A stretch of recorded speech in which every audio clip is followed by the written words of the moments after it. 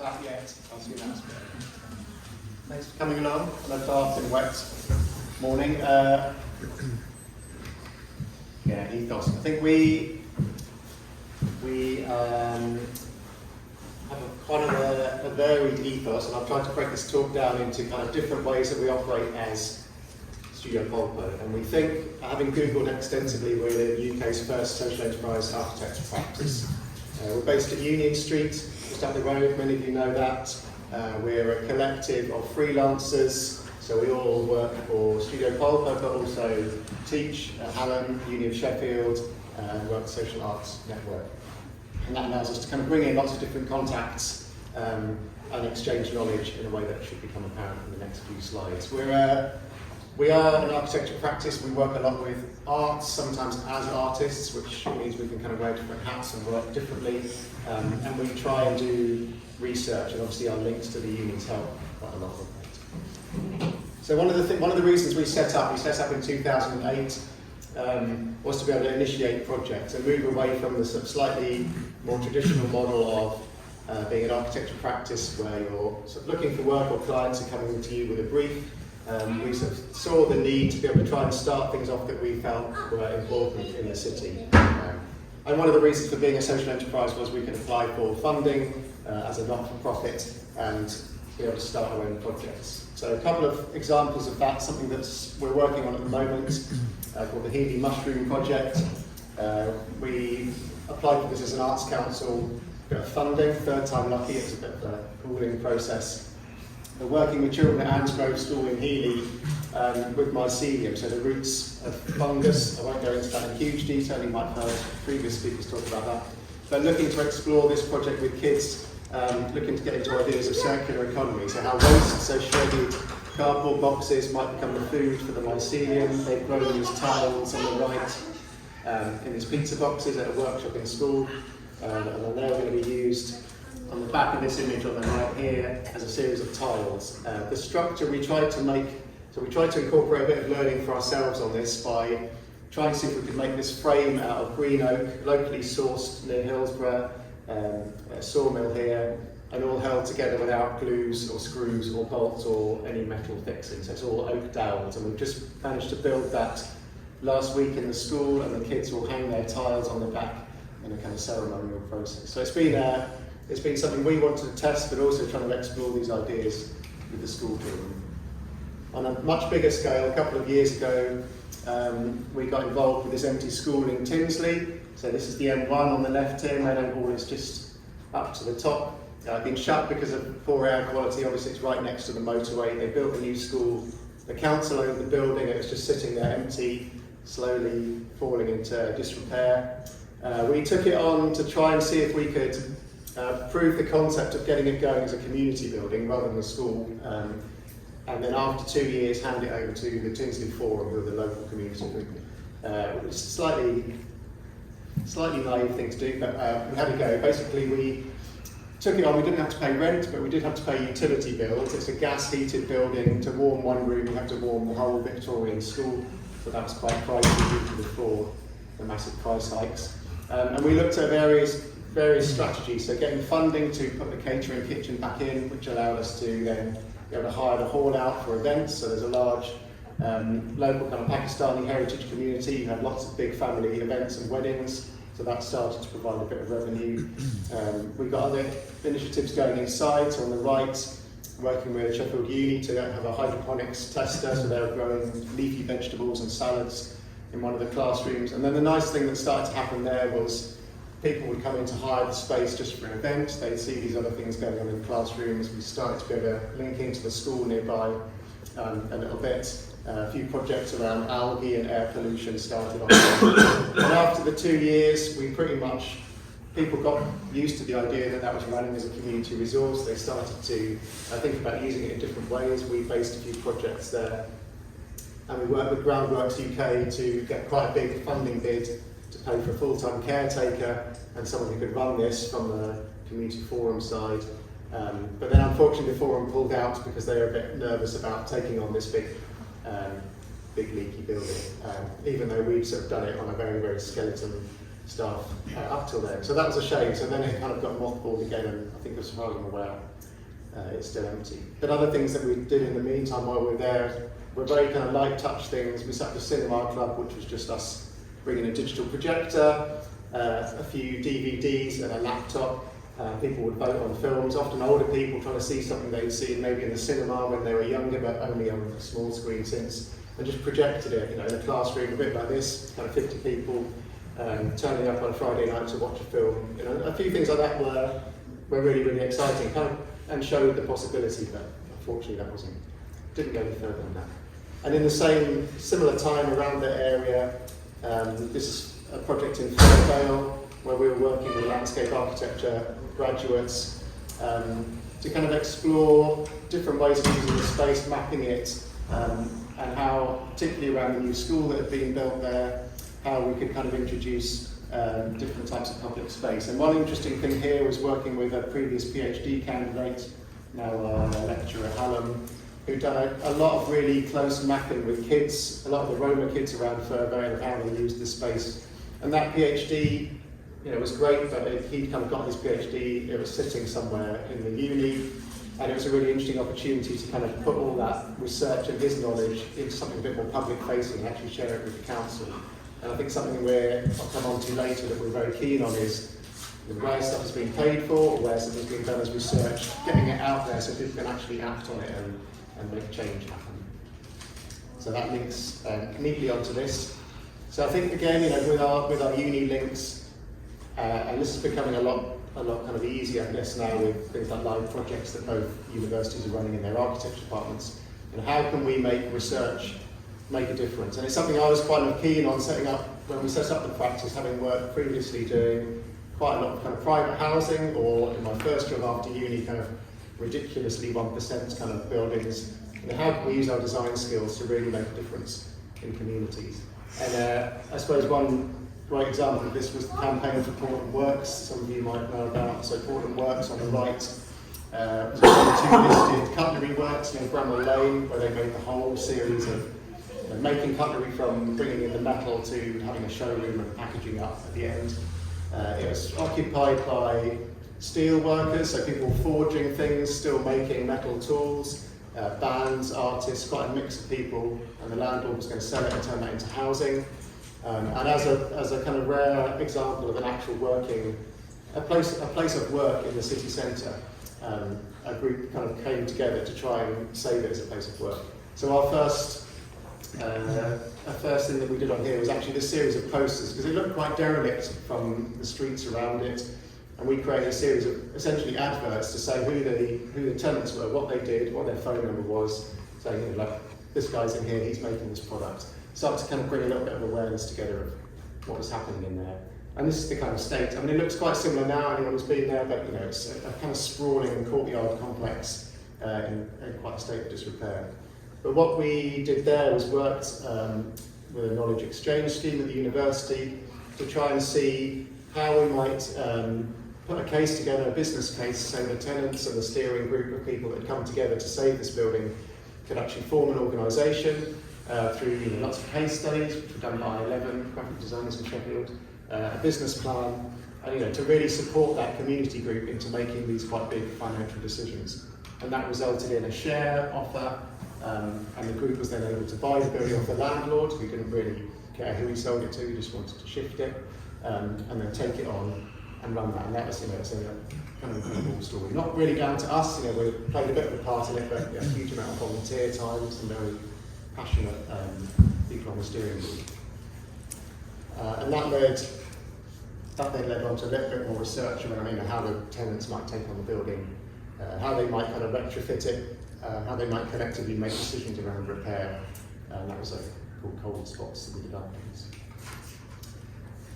And in a slightly more performative way, after we finished our Tinsley project, and before we were investigating another little project at Aberdare Picture House around algae, this came at the end of a project called DS2, which is, the acronym isn't crucial, but we were ending this project with a sort of performative walk around air quality. So the map in the middle shows Tinsley at the top right, Aberdare Picture House at the bottom left of that coloured line.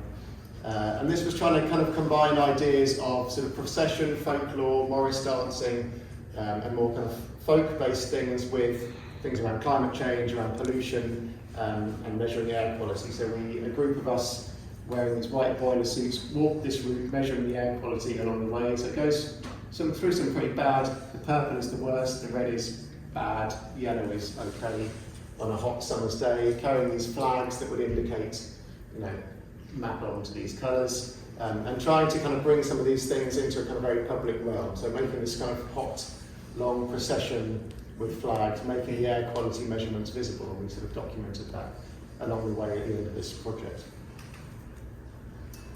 Widen Participation, again, trying to get a kind of different range of people from different backgrounds, and particularly younger people, into kind of the ideas of design and the fact that they can shape their environment, and maybe moving the idea away from people as consumers of objects to people who have a bit of agency into how they're made and what we're making them out of. And this was a project in the London Borough of Barnet that we did for an organisation called Arts Depot, working with a secondary school, a primary school, and a special educational needs school, looking at how we might create an installation in the gallery out of found materials. And that wasn't with an idea of the materials in mind to start off with. We had to work with all the schools separately. They had quite short periods of time, once a week, so it was quite a kind of hard thing to pull together, but some really lovely stuff came out of it. Working with, in this example here, these big kind of tubes out of carpet rolls to make structures. Again, they had basically 3 2-hour sessions over 3 weeks to make these, so it was a kind of a quick thing, but introducing ideas of scale models, scale tests, how we might get the information produced by the secondary school taken to the primary school, and then might mark those drawings up and comment on them and transfer that back. So they all became part of this final process. And it's something we're hoping to do in February, working with the Design Museum in London, in Barnsley this time. So a slightly similar project, looking at kind of agency, design, how we might to have an influence on their city centre. Working with a group called People Power Press, we were quite excited. We've got the largest WordPress set in the country. This is, I think for people engaged with architecture now, increasingly this is something we're aware of, that we're not turning up, handing over a design saying, we've designed this thing, we're the experts, there you go. It's really bringing people on board earlier on in the process. And this is an example of our co-housing scheme that we did just off Salter Lane in Nether Edge a couple of years ago, which is a very long process. It was a group of about 12 people who bought this site that used to be an NHS, kind of a quasi-stately home, then NHS offices.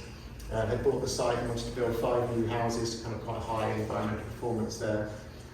So some of the tactics we started to involve them with at the start were this set of cards which were around precedent. So examples of different building types. With questions on, should the houses all look the same? Should you share garden space? Should they have obvious front doors? All these kind of things that maybe as architects and designers we're kind of quite familiar with, but trying to get these things out in a way that sort of democratised the decision-making process. So we had a few workshops where people were looking at the cards and reacting in different ways. Models, we had a slightly ill-fated idea of using helium balloons to kind of mark out in the air how big 2- or 3-story buildings might be, which was great when it was very calm, and when it was a little bit windy, it was a nightmare. Just getting out of the car was quite comical. It was interesting. But this was a very long process, so we were working generally evenings and weekends after people were at work to try and work through these ideas. It was a very tight site, it was a conservation area, lots of complaints from neighbours about potential overdevelopment. And that was pictured it on site and nearly finished on the right here. But I think through this earlier process it really did bring the group on board. I mean they've been friends, they've never had to make collective big financial decisions before. It was quite a stressful process. It was quite a challenging contractor who was there was quite a high staff turnover. They hadn't quite done that level of detail before. But we got to what was kind of called AECB Silver, which is kind of passive house almost, and working with Archetype, who's a large practice in London, where we kind of did the job from start to finish, and they assisted with some of the technical design on that. And that's again something we've done quite a lot, is partnering up and teaming with different organisations to bring in the skills we need. I'm just showing this because this was quite an interesting example in a project in Clubmore in Liverpool. One thing that we found a lot is, different organisations, different communities use very different means of staying in touch with each other. In Tinsley, everything was phones, everything was WhatsApp, everything was cash. It's very kind of quick that way. Social media didn't really get anywhere. In Clubmore, everything was Facebook, and the organisation had taken on this building, which I think was the first Tesco's in Liverpool at some point in the past, as a community space. And they were very keen to get something painted on the shutter. So we did a kind of open call for artists, so artists being anyone, whether they were 4 or 5, or a professional artist, or a graphic student. Got a huge range of kind of drawings, from flowers to dragons to this kind of stuff. And then together with the community group narrowed that down to sort of 5 or 6, and then did a Facebook vote. And we said, you as the community will vote via Facebook. We will notify these people that if they're successful, they've got 2 weeks to come and do it. So they voted for this guy who happened to be a local graphic artist, and then in 2 weeks' time it was done. And it was very, very empowering for the people, because they did see their kind of decision turn into action really, really quickly. And it's kind of a very small thing, but they then developed this process through other ways of working in my Clubmore community. So using this decision-making thing through Facebook, making sure that if you did make the decision, something could be delivered. But it was a really interesting example of this kind of democratising decision-making there. And this was something we produced from a kind of newspaper for them about how they might work with their kind of assets and things in the future. And that's again comes back to this thing of how can we use our position, our connections, our knowledge as designers and organisations with connections to maybe amplify some of the quieter voices or some of the other things going on that might not get that recognition. And this is a project, again, quite drawn out because of COVID, but we were asked to do a room at the Venice Architecture Biennale, which is in the British Pavilion, in this very long, tall space, themed around the High Street. We're saying, well, there's so much more that goes on the High Street than just going to shops and buying stuff. For example, picking a few typologies, the barbers or the hairdressers. People go to the hairdressers to kind of offload all their worries. The kind of Afro-Caribbean barber shop on the Wicker, very, very kind of busy, lots of kind of chat in there, very, very much a social space rather than just the place to get your hair done. The library, people, now there's talk of warm banks, but libraries as places, particularly older people going for information, for photocopies, for something to be looked up online where they don't have a computer, for kind of advice, asylum seekers going in often to ask where things are. There's so many more transactions happening in these places than just exchange of money and an item. So we looked to kind of highlight that in our installation, which had a lot of audio in these cones, so audio from Food Hall project in its original location, which was this very open drop-in space, people coming from the NHS with kind of people in sort of drug and alcohol kind of counselling situations, audio from the barber shop, which is a bit like, and the hairdresser, which is a bit like a confessional, and then we had this kind of ATM, well, we did have an ATM. On the ATM, something that wasn't about cash, but it was about questions around the high street, little snippets of video in there, and then this printer which was starting to kind of spool out some snippets of overheard conversation in the library. So starting to kind of give a sense of how we might work in the high street in a more kind of engaging way. And these large curtain banners were composites of shops in Rotherham and Sheffield, put together just to kind of bring an idea of all these different levels of use. So very often, not say on the Moor and on Fargate, but further out of town, places like Burberry, London Road, and in other cities, there's often this real multiplicity of use in shops. You might get a fruit stall at the front, a phone repair at the back, someone doing accounts upstairs. There's a very lively mixed economy, and just trying to get that idea of the high street as something that's much more about exchange than just handing over money and taking away a product. Little plug, this was taken back from Venice to London, and we'll be appearing at the old post office at Hallam next week with proper audio. So the audio never really worked in Venice, which was hugely frustrating because it's a real key part of it. But yeah, next week you should be able to hear all the audio and see it in its glory.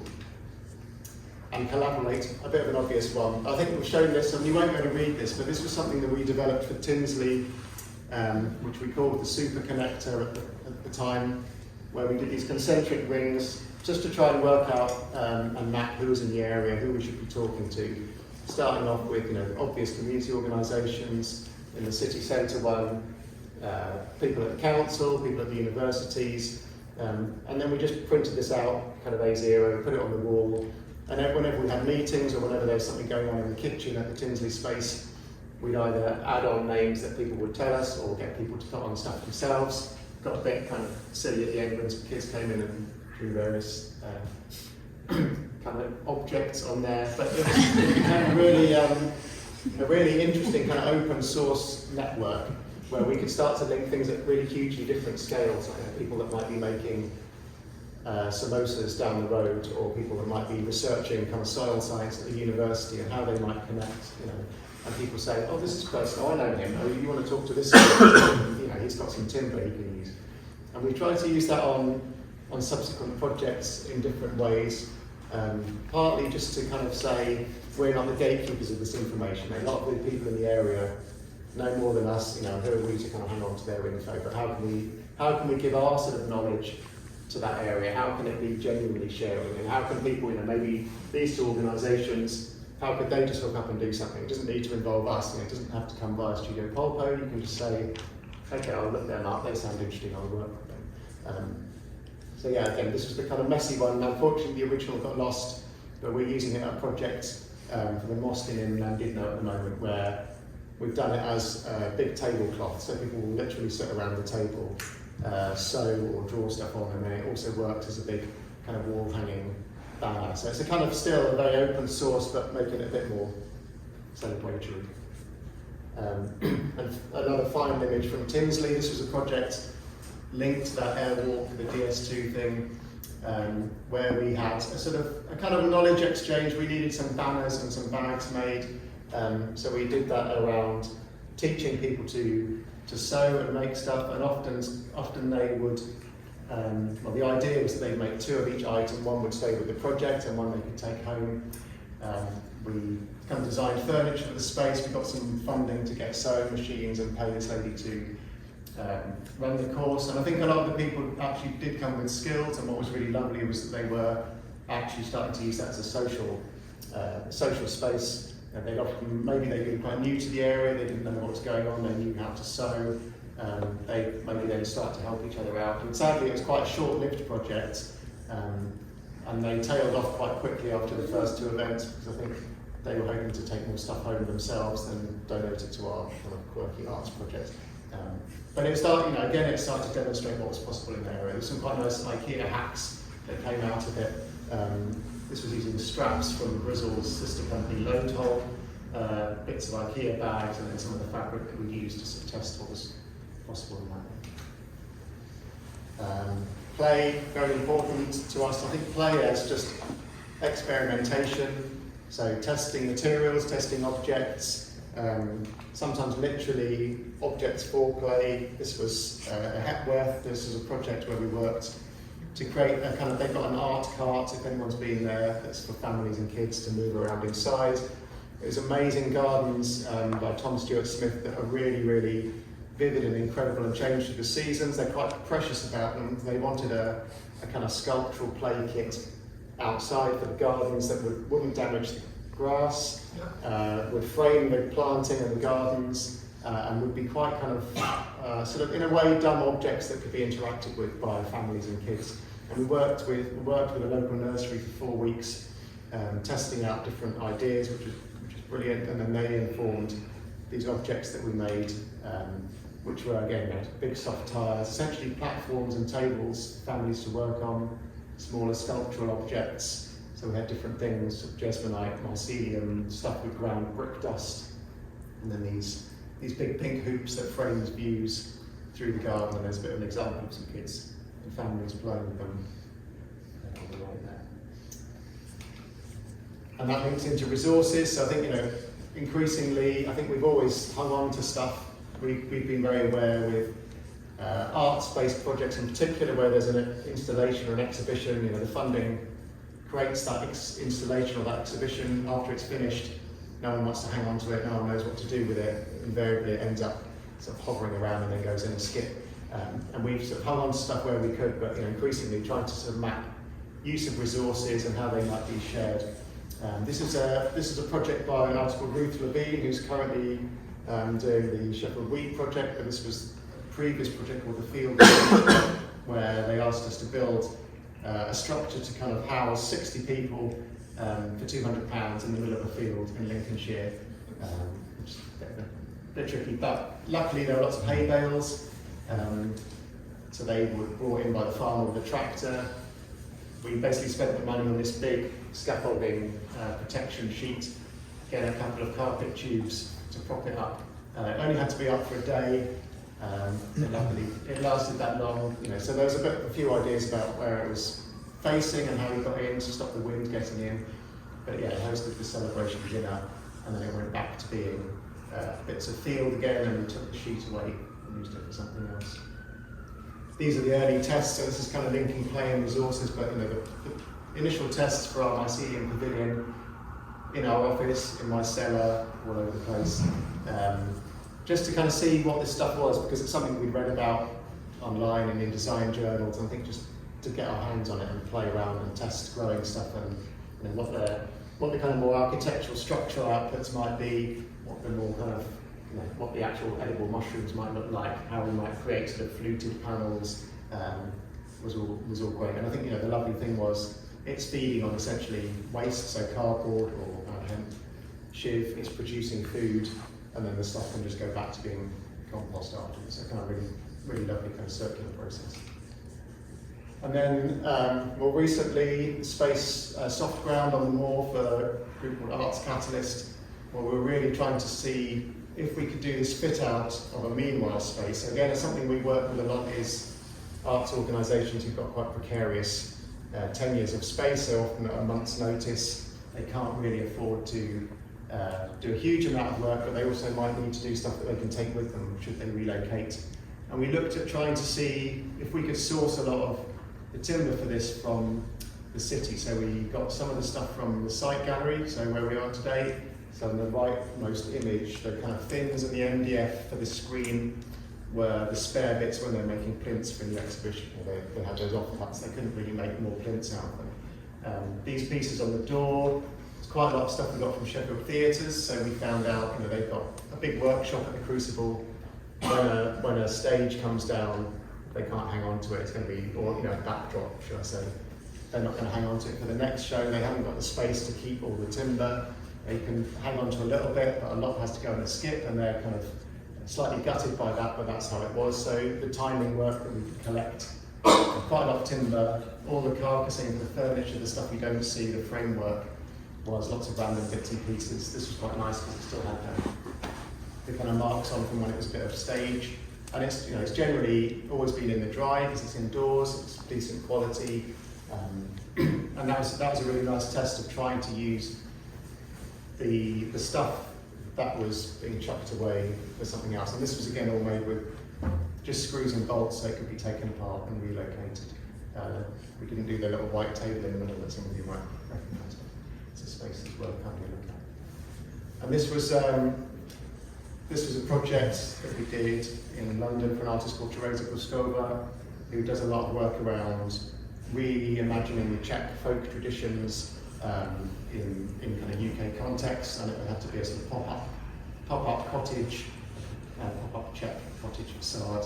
So it was all laser cut, quite thin, stained plywood, which is again in my cellar, but it's sort of ready for action. But all the structure for it, which was quite specific to this wall on the bottom right, we were able to use for partitions in the project that I've shown here, not on those photos. So again, quite a lot of recycling going on. This was again a project quite a couple of years ago on an island in the Don. slightly ill-advised, making a geodesic dome on an uneven island that you've never been onto, but it kind of almost works. But I think the idea of showing this one was focusing the money on the connectors, so we made apply connectors, CNC cut, and then almost everything else was reused kind of Corex floor protection and tubes from printer plotter rolls to make this structure that was collectively built to an artist. And this, again, is a terrible quality because it's a kind of a weird screen grab, something called Miro. But we've now started to kind of look at working on an Innovate UK funding bid to try and kind of look at this movement of materials on a specifically Sheffield arts organisations context a bit more. And what we've started to do on this was to say, on the Hepworth example, they did a second play structure. We were able to use the offcuts from the first one just because we'd hung on to them. So they essentially used those for free. A lot of stuff has been able to happen because we've hung on to materials, in private houses essentially, or in our cupboard at work. But that's maybe not the best way of doing it. But how might we start to move these flows around? How might that facilitate more social connections between organisations, as well as saving money, as well as embodied carbon, all of that kind of stuff. So this is the kind of starting mapping out our projects against material use, and hoping to try and get that somehow linked to kind of the Arts Council, who, in our experience, they're increasingly asking for evidence of sustainability in quite a kind of broad way.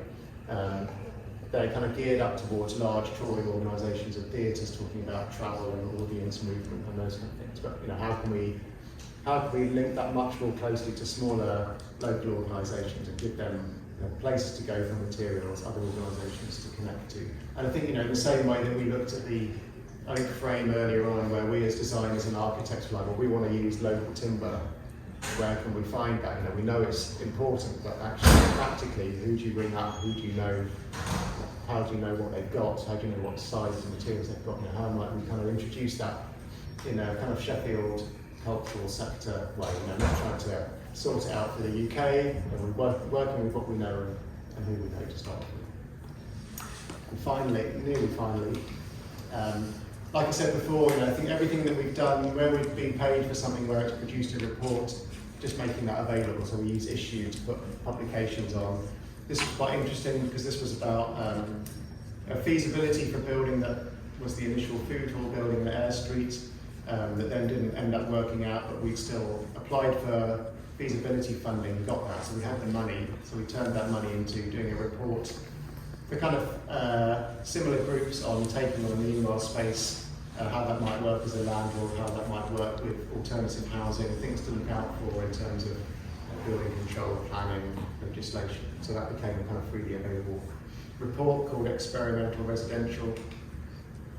Through doing talks for unis often, and papers, actually reflecting on how we work has been quite interesting. This is just snapshots from different things, but for example, on the top left, us as the yellow dot, bridging between the universities as an enormous organisation that needs accredited suppliers to do anything for them, and the green dot as the lady who's making the samosas in her house. The university wouldn't pay her, she would only deal in cash, she's not going to set up as a uni supplier, but we could bridge that kind of relationship and make that happen. On the bottom right is something we started to investigate, taking on the idea, if anyone knows it, of J.K. Gibson Graham's iceberg of the economy. So what's above the water is the kind of the formal economy, bankers, people going to work, being paid, and what's below the water is the informal economy, so childcare, informal networks of support. We tried to map that kind of idea onto all of our projects of how much are we doing as architects or designers, how much are community groups doing, and the outcome being the pinnacle. Is that something that's us finishing it off, or we're at the bottom of the iceberg and someone else can finish it off? And it's a really interesting methodology. It got a bit tenuous in some examples, but again, it's that idea of trying to reflect on what you do. And the same with the top right of this thing of where do savings get made in projects, often projects we've seen being done that have been quite expensive and looked kind of neat and finished, but kind of quite unpleasant, and saying, well, wouldn't it be better to do it spend the money a little bit more on the infrastructure and the kind of framing and stuff, and maybe then let other people finishing it off in a different way. So I think, talking about our work, reflecting on it, and then trying to sort of change how we operate to be interesting. And this was looking at relationship with community projects on the bottom left.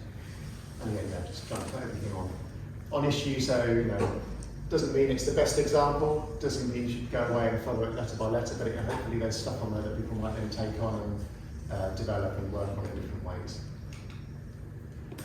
So this is the last one.